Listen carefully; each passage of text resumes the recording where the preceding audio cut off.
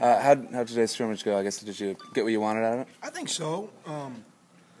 We did live kicking, so a lot of times you do that, and you never really, complete the play. We did it with some of our younger guys, and won't do a lot of that because early in the season, you have some critical errors and mishaps, and sometimes it's thing you see, but a guy really just doesn't cover a lane, and you get creased on a big return, or a guy goes the wrong way, and you get a punt block because you're just out of whack. So you practice all those deals, but you go from drill work, and so not only scrimmage, we tried to scrimmage kicking, where we did every kicking situation, full go, several reps. Our field goal unit, those guys kicked. We missed one kick, and it was from 57, and it was plenty long enough. So we kicked it well, we punted it well. In the O&D deal, I think early the defense really played well, but I kind of when there was a turnover, I said, okay, the other team's here. So now the offense didn't have to go 80 yards. So all of a sudden there were some short fields, and that happens during the game. And then the defense really started pretty well. I think controlled things. Offense a little bit out of rhythm. Defense was playing pretty solid and salty. And when some of the kicking situations happened, all of a sudden maybe the short fields, then the offense got a score or two and got, quote, their momentum. So it was pretty good. We with the referees here, we had a full crew of 8, and now we got 8 guys, so there's an extra ref up here, and he's spotting the ball, and he's running out of the way, and you got to feel that because we do some of our no-huddle, so that's always good to work on. We did several, as we went through it, just not plays and not kicking, but then we did some because we had clock today, so we were 25-second clock going all the time for your delays and substitutions and all those issues. But we did a minute and 50 in the first half. And the one group went 3 plays and had to punt. Okay, now we had to go play defense. Or if it was our defense, hey, great, you got the ball first, maybe we could go score. And it was the first half, so you don't have to score. You don't want to go. I don't know if you guys remember, but it seemed like to me my first year here, there were many games, 3-4, where in the last 2.5 minutes and a half, we didn't manage the clock well, and all of a sudden we're down 7 or 10. It was 14 or 17. And you felt like, wow, what happened? 14 went to 21. What happened to Iowa in particular? Remember that one? We incomplete pass, ran out of bounds, incomplete pass, 10 seconds on the clock it seemed like, and then they scored. And you felt really almost demoralized. So we tried to do some of those situations. We did 30 seconds and no timeouts, and the ball's on the 30-yard line. So if you have to go the hurry field goal. We did 9 seconds. Don't get it. We actually went 9 seconds and had the defense blitz, and the quarterback took a sack.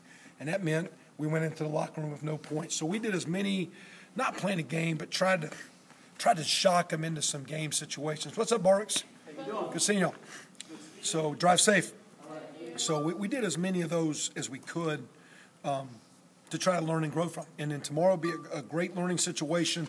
Light work tomorrow. We're going to give our guys Monday off because our routine is we would play a game, we would clean it up tomorrow, Monday's off. So we're kind of getting into that routine. A lot of times in 2 days, you might give them Sunday off.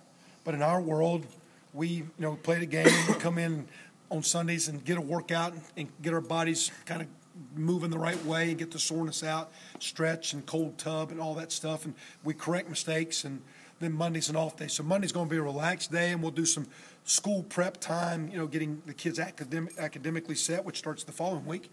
And then we'll have a good work day on Tuesday, another really good work day on Wednesday, and then we'll taper back like we would on a Thursday, Friday, going into next Saturday, which is 7 days. So we're kind of almost, I'm not saying this is a game week coming up, but we're kind of trying to get into that mode of, okay, we worked hard today, go have a little fun with your fellas tonight, do it the right way, come in tomorrow, correct and clean, take Monday off the way we do it, get your body right, and have a good work day Tuesday, good work. So in our deal, preseason's not over, but we're going to polish tomorrow and get refreshed, go hard on Tuesday, Wednesday, clean up for next Saturday. Next Saturday would be a game situation scrimmage, maybe not a lot of live work on the ones, but maybe some of these young guys get live work because we want to keep bringing all those freshmen along. So that was a long one here. It was good, though. So that's it. You guys good? That was everything. You talk about it's all good.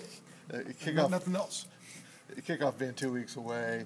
You talk about increased competition to get on the field at certain positions. Any position battles are kind of compelling for you right now that you're watching? I don't know if anything's compelling as much as I think the way the game's evolving, with so much spread, no huddle stuff that you need more than one guy at a position.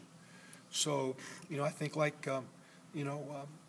think Darius Latham has played better than he's played since he's been here, and Darius Rayner is, I think, maybe even playing better than him, and they're at the same spot, and it's a nice push, and it's kind of what you like to see.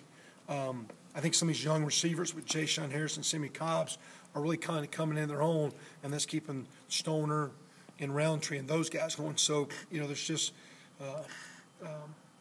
and not that we got our team on edge. It's just you got some guys you can play with. You want to keep bringing the young guys along.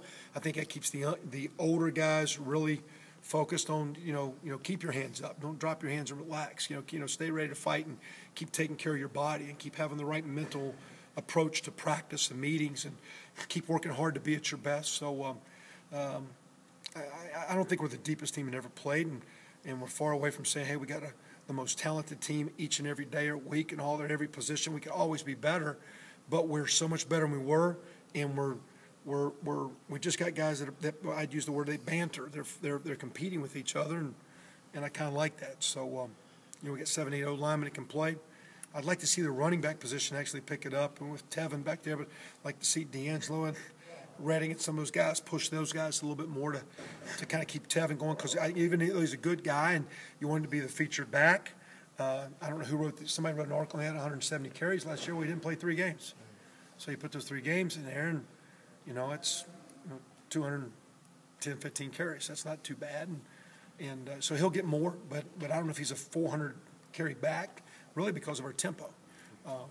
So I just think we have better bodies, and we've worked really hard with the young players trying to get them